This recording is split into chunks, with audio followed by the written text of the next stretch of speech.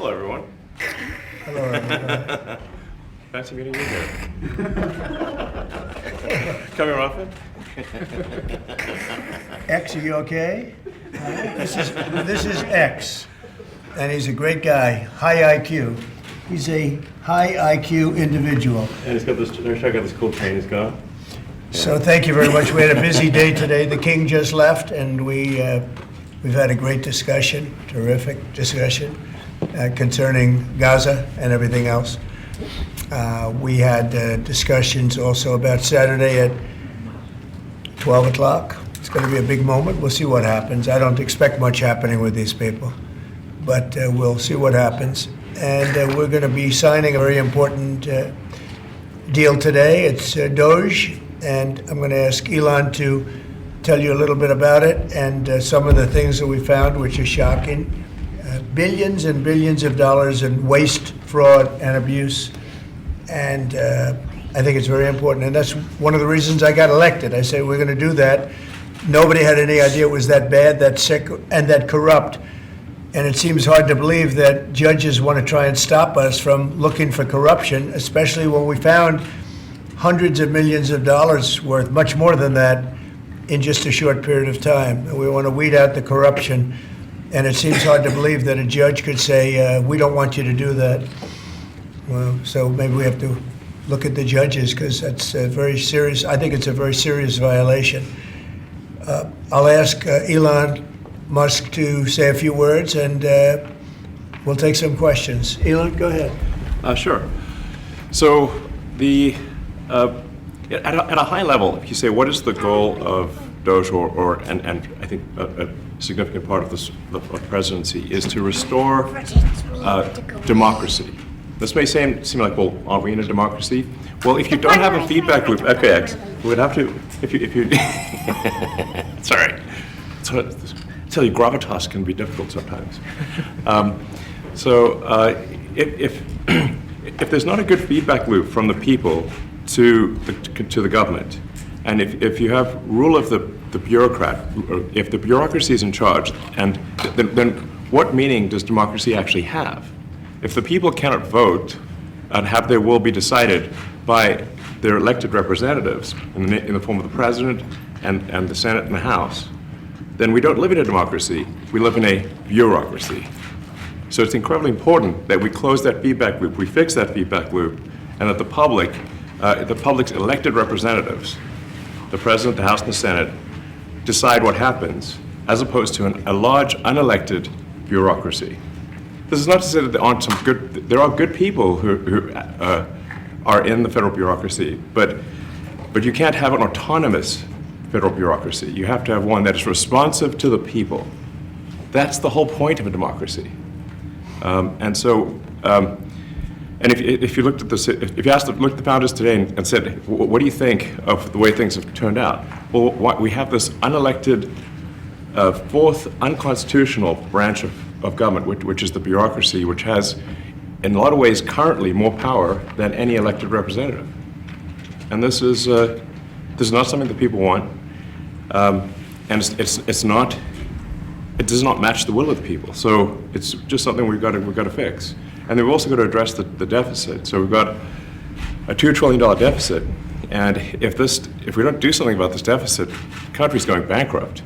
I mean, it's really astounding that the interest payments alone on the national debt exceed the Defense Department budget, which is shocking, because we spend a lot of money on defense. But if that just keeps going, we're essentially going to bankrupt the country. So what I really want to say is, like, it's not optional for us to reduce the federal expenses. It's essential. It's essential for America to remain solvent as a country, and it's essential for America to have the resources necessary to provide things to its citizens and not simply be servicing vast amounts of debt. And also, could you mention some of the things that your team has found, some of the crazy numbers, including the woman that walked away with about 30 million? Right. Etc. Well, we do find it sort of rather odd that there are quite a few people in the bureaucracy who have ostensibly a salary of a few $100,000, but somehow manage to accrue tens of millions of dollars in net worth while they are in that position, which is, what happened at USAID. We're just curious as to where it came from. Maybe they're very good at investing, in which case we should take their investment advice, perhaps. But just there seems to be mysteriously they get wealthy. We don't know why. Where does it come from? And I think the reality is that they're getting wealthy at the taxpayer expense. That's the honest truth of it. So, we're looking at, if you look at, say, Treasury, for example, basic controls that should be in place, that are in place in any company, such as making sure that any given payment has a payment categorization code, that there is a comment field that describes the payment, and that if a payment is on the do not pay list, that you don't actually pay it. None of those things are true currently. So the reason that departments can't pass audits is because the payments don't have a categorization code. It's like just a massive number of blank checks just flying out the building. So you can't reconcile blank checks. You've got comment fields that are also blank, so you don't know why the payment was made. And then we've got this truly absurd, a do not pay list, which can take up to a year for an organization to get on a do not pay list. And this, we're talking about terrorist organizations, we're talking about known fraudsters, known aspects of waste, known things that do not match any congressional appropriation, can take up to a year to get on the list, and even once on the list is not used. It's mind-blowing. So what we're talking about here, we're really just talking about adding common sense controls that should be present, that haven't been present. So you say, like, well, how could such a thing arise? That seems crazy. When you understand that really everything is geared towards complaint minimization, so then you understand the motivations. So if people receive money, they don't complain, obviously. But if people don't receive money, they do complain. And the fraudsters complain the loudest and the fastest. So then when you understand that, then it makes sense. Oh, that's why everything they approve all the payments at Treasury. Because if you approve all the payments, you don't get complaints. But now we're saying that, no, actually, we are going to complain. If money is spent badly, if your taxpayer dollars are not spent in a sensible and frugal manner, then that's not okay. Your tax dollars need to be spent wisely on things that matter to the people. I mean, these things, it's just common sense. It's not draconian or radical, I think. It's really just saying, let's look at each of these expenditures and say, is this actually in the best interest of the people? And if it is, it's approved. If it's not, we should think about it. So, there's crazy things like just cursory examination of Social Security, and we've got people in there that are 150 years old. Now, do you know anyone who's 150? I don't. Okay. They should be on the Guinness Book of World Records. They're missing out. That's a case where, I think they're probably dead. It's my guess. Or they should be very famous, one of the two. And then there's a whole bunch of Social Security payments where there's no identifying information. Well, why is there no identifying information? Obviously, we want to make sure that people who deserve to receive Social Security do receive it, and that they receive it quickly and accurately. I'll tell you another crazy thing. So, one of the things is we are trying to sort of right-size the federal bureaucracy, just make sure that this. Obviously, there need to be a lot of people working for the federal government, but not as many as currently. So we're saying, if people can retire, with full benefits and everything, that would be good. They can retire, get their retirement payments, everything.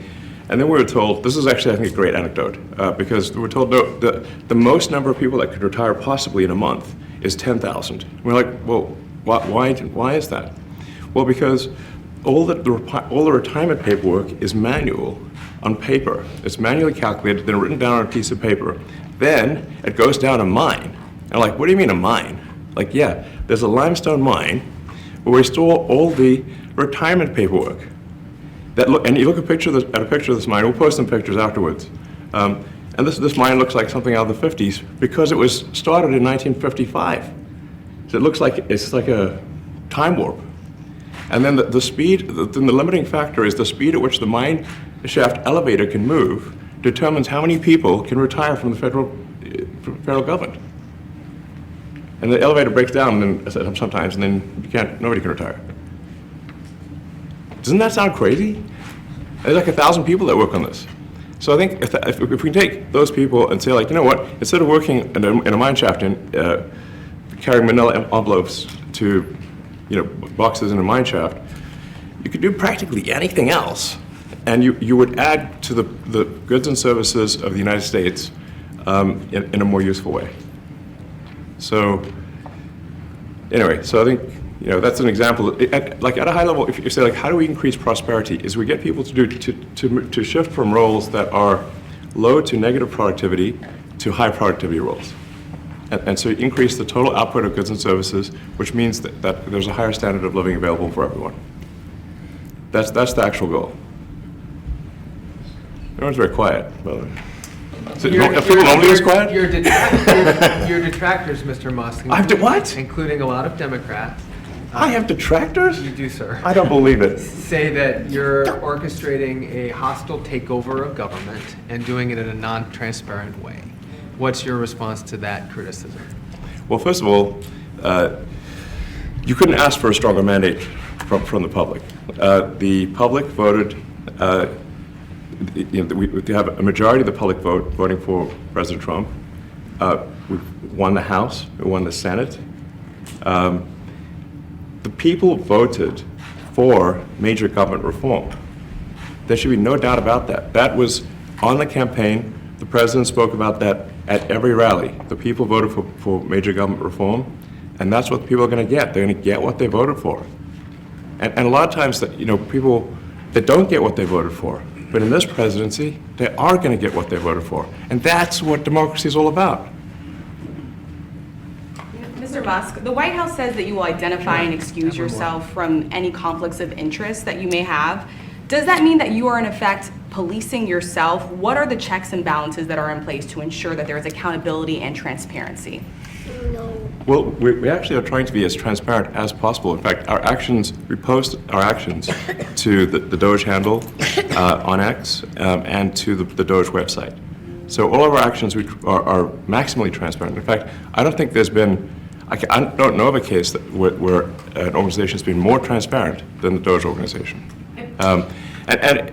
So, and the kind of things we're doing are, I think, very, very simple and basic. They're not, what I mentioned, for example, about Treasury, just making sure that payments that go out, taxpayer money that goes out, is categorized correctly, that the payment is explained, that organizations on the do not pay list, which takes a lot to get there, that actually are not paid, which currently they are paid. These are not individual judgment decisions. These are about simply having sensible checks and balances in the system itself to ensure that taxpayer money is spent well. So it's got nothing to do with, like, say, a contract with some company of mine at all. But if there is a conflict of interest when it comes to you yourself, for instance, you've received billions of dollars in federal contracts when it comes to the Pentagon, for instance, which the president, I know, has directed you to look into. Yeah. Are you policing yourself in that? Is there any sort of accountability check and balance in place that would provide any transparency for the American people? Well, all of our actions are fully public. So if you see anything, you say, like, wait a second, hey, Elon, that seems like maybe that's, there's a conflict there. It's not like people are going to be shy about saying that. They'll say it immediately, Including you yourself. Yes. But transparency is what builds trust, not simply somebody asserting trust. So not somebody saying they're trustworthy, but transparency, so you can see everything that's going on. And then you can see, am I doing something that benefits one of my companies or not? It's totally obvious.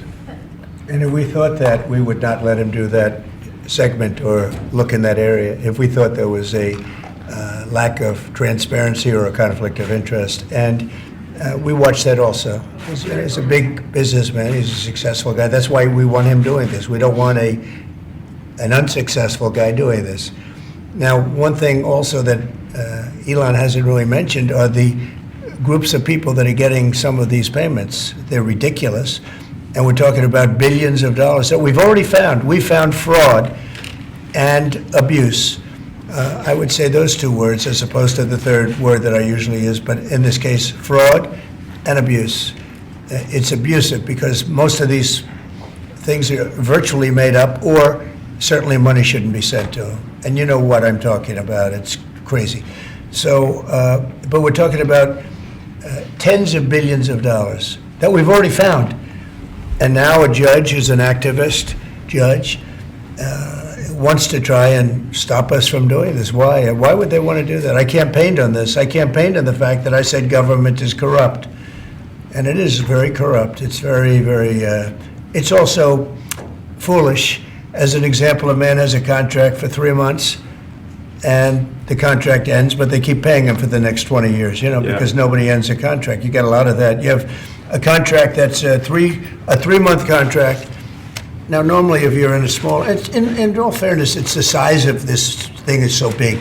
Yeah. But if you have a contract and you're in a regular business, you end the contract in 3 months, you know it's a consultant. Here's a contract for 3 months, but it goes on for 20 years. And the guy doesn't say that he got money for 20 years, you know? They don't say it. They just keep getting checks month after month, and you have various things like that, and even much worse than that, actually, much worse. And I guess you call that incompetence, maybe. Yeah. It could be corruption. It could be deals made on both sides, you know, where the guy gets some money, he kicks. I think there's a lot of kickback here. I see a lot of kickback here. There's a lot of kickbacks. A tremendous kickback, because nobody could be so stupid to give out some of these contracts, so he has to get a kickback.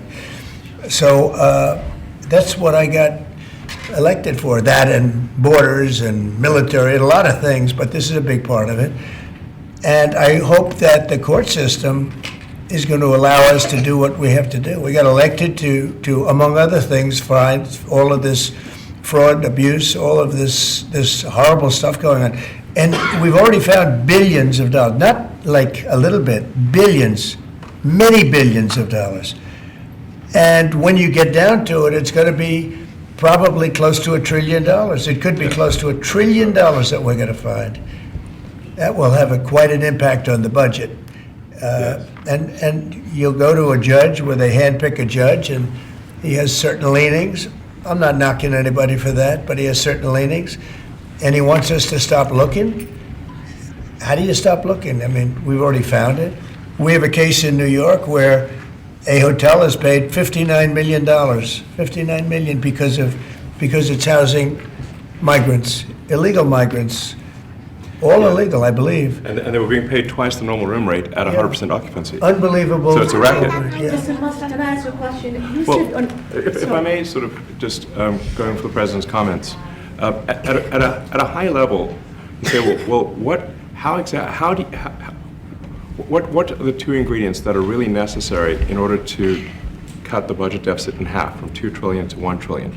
And it's really two things: competence and caring.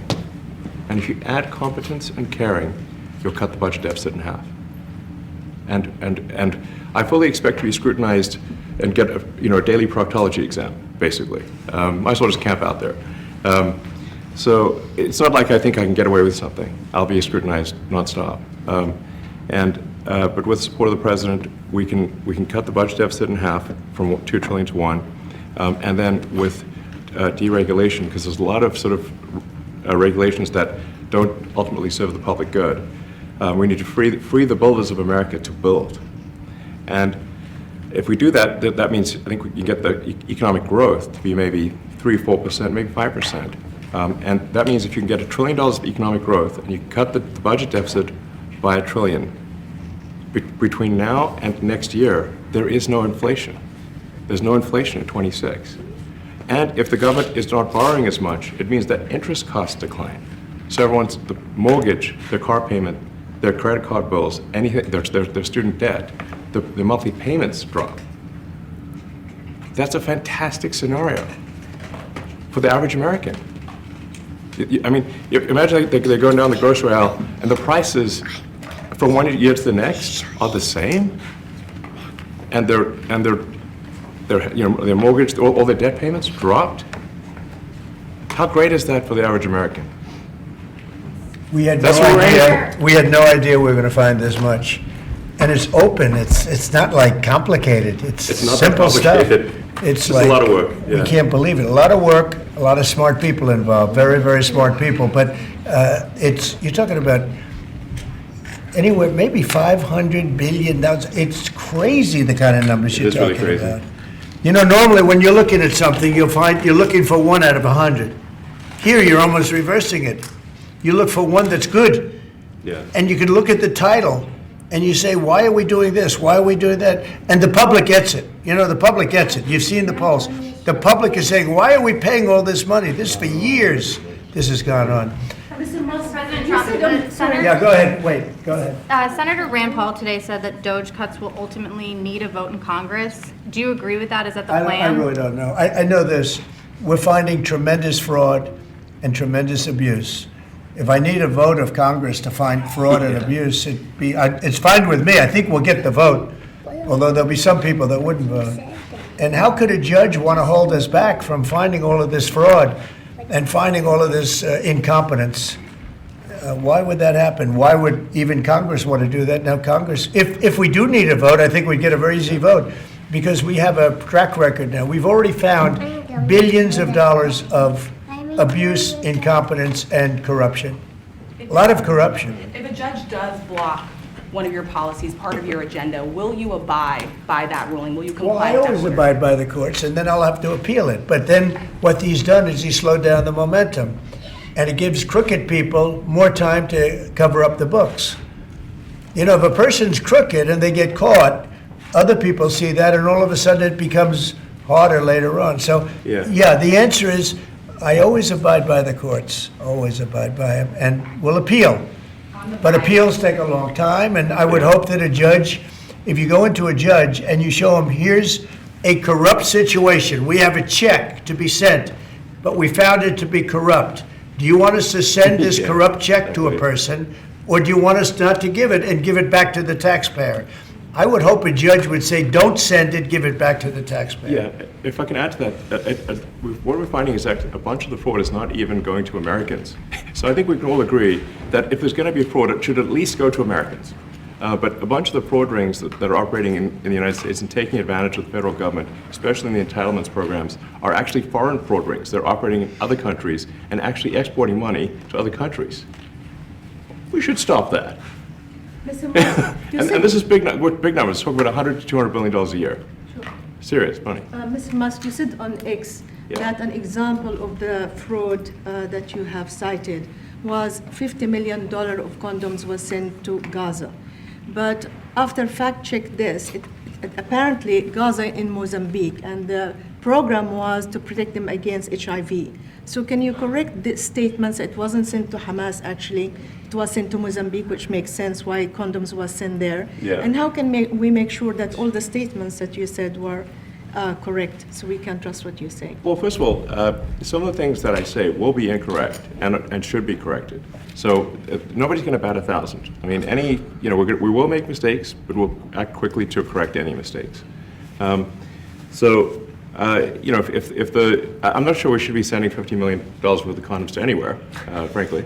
I'm not sure that's something Americans would be really excited about. And that is really an enormous number of condoms, if you think about it. If it went to Mozambique instead of Gaza, I'm like, okay, that's not as bad, but still, why are we doing that? Mr. Musk, can you talk a little bit about how closely you're working with agency heads as you're directing these cuts? Do they have how much input do agency heads have when you're making these decisions? Yeah, we work closely with the agency heads, there are sort of checks in place. So it's not just us just going in and doing things willy-nilly. It's in partnership with the agency heads, and I check frequently with the president to make sure that this is what the president wants to have happen. So we talk almost every day, and I double check things to make sure, is this something, Mr. President, you want us to do this? Then we'll do it. USAID has been one of your main targets. Are you concerned at all that some of the cuts or that shutting that agency altogether may lead to diseases or other bigger problems starting in other countries that then come to the United States? Yeah, so that's an interesting example. So that's something where we work closely with the State Department and Secretary Rubio. And we have, for example, turned on funding for Ebola prevention and for HIV prevention. You left that, you said? Yes, correct. And we are moving fast, so we will make mistakes, but we'll also fix the mistakes very quickly. Do you So see it as a worthy cause, USAID? I think that there's some worthy things, but overall, if you say what was the bang for the buck, I would say it was not very good. And there was far too much of what USAID was doing was influencing elections in ways that I think were dubious and do not stand the light of day. I can just ask a follow-up to the Pentagon contracts. If you have received billions of dollars in contracts from the Pentagon, and the president's directing you to look into the Department of Defense, is Yes, that which we a definitely need conflict to of do and interest? are going to do at the president's request. Does that present a conflict of interest for you? No, because you'd have to look at the individual contract and say, first of all, I'm not the one, filing the contract. It's people at SpaceX or someone who will be putting for the contract. And I'd like to say, if you see any contract where where it was awarded to SpaceX and it wasn't by far the best value for money for the taxpayer, let me know, because every one of them was. The president said the other day that you might look at treasuries. Could you explain that a little bit? What kind of fraud, and that question goes to both of you, what kind of fraud are you expecting to see or do you see right now in U.S. treasuries? Yeah, I think you mean the Treasury Department as opposed to Treasury bills, or. You also referenced treasuries on Air Force One the other night. Go ahead. Well, as I mentioned earlier, really the first order of business is to make sure we're actually collecting. Sorry for this. I thought my son might enjoy this, but he's sticking his fingers in my ears and stuff. So it's a bit hard to hear sometimes. Hey, stop that. No, the stuff we're doing with the Treasury Department is so basic that you can't believe it doesn't exist already. So for example, like I mentioned, just making sure that when a payment goes out, it has to have a payment categorization code. It's like, what type of payment is this? You can't just leave the field blank. Currently, many payments, the field is left blank. And you have to describe what's the payment for, some basic rationalization. That also is left blank. So this is why, the Pentagon, when's the last time the Pentagon passed an audit? I mean, a decade ago, maybe? Ever? Really? And we want to just, in order to actually pass audits, you have to have financial information that allows you to trace the payments. And once in a while, the Treasury has to pause payments if it thinks the payment is going to a fraudulent organization. If a company or an organization is on a do not pay list, we should not pay it. I'm sure you would agree. Like, if it's quite hard to get on that payment, the do not pay list, it means that this is someone that is just, it's like dead people, terrorists, known fraudsters, that kind of thing. We should not pay them. But currently we do, which is crazy. We should stop that. Many transactions. And by the way, hundreds, thousands of transactions like that. We have a big team. And for the sake of the country, I hope that the person that's in charge and the other people that report to me that are in charge are allowed to do the right thing, namely make sure everything's honest, legitimate, and competent. But we're looking at just, when you look at USAID, that's one. We're going to look at the military. We're going to look at education. They're much bigger areas. But the USAID is really corrupt. I'll tell you, it's corrupt. It's incompetent, and it's really corrupt.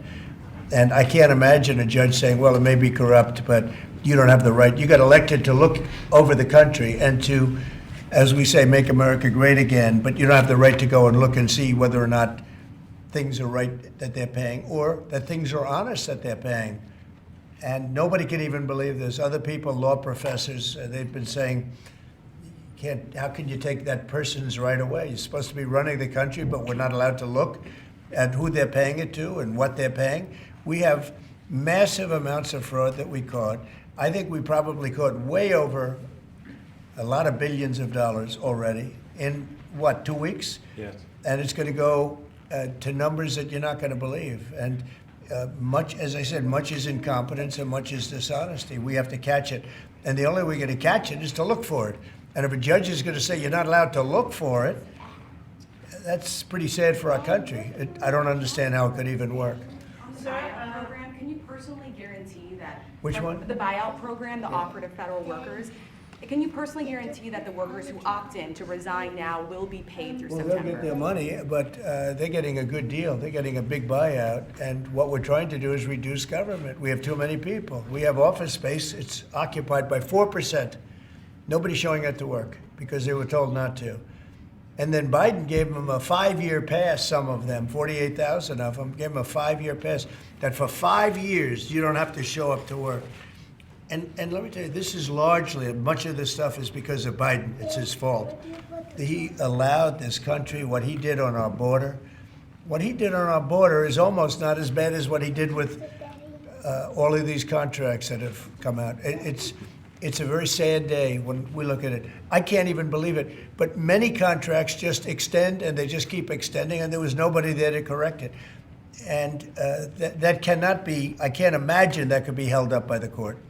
Any court that would say that the president or his representatives, like Secretary of the Treasury, Secretary of State, whatever, doesn't have the right to go over their books and make sure everything's honest. I mean, how can you have a country? You can't have anything that way. You can't have a business that way. You can't have a country that way. Hey, thank you very much, everybody. Thank you. Thank you, press. Thank you, press. Head it out. Coming back tonight.